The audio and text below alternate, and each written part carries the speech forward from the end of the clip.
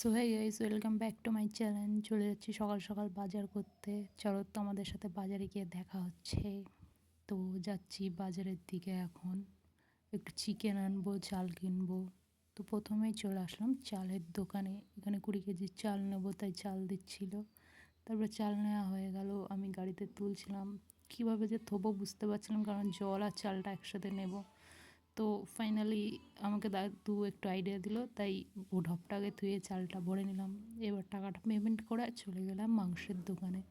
মাংসের দোকানে গিয়ে দেখি মাংসের দোকানে প্রচুর ভিড় ছিল, তাও আমাকে আগে আগে দিয়ে দিল।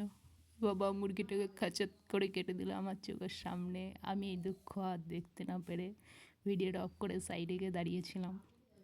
তো ফাইনালি মাংসটা নেওয়া হয়ে গেল। এখন যাচ্ছি বাড়ির দিকে যাব। তারপরে বাড়ির দিকে রওনা দিচ্ছিলাম।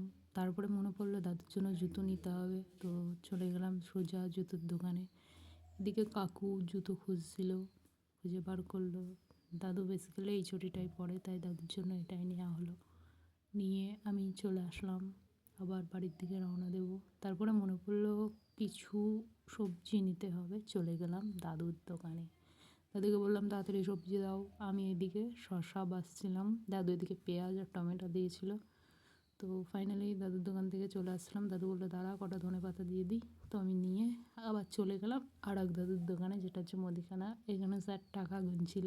আমি বললাম আমাকে শাহি গরম মশলা দাও। বললো দাঁড়া, তোকে না দেখে পেরে দিচ্ছি। এখানে স্টাইল মেরে দাঁত বের করে পারছিল। বলছে ভিডিও করছিস, করিস না, লজ্জা লাগে। তারপরে গেল লাইট বাই সাবান আনতে আমার জন্য।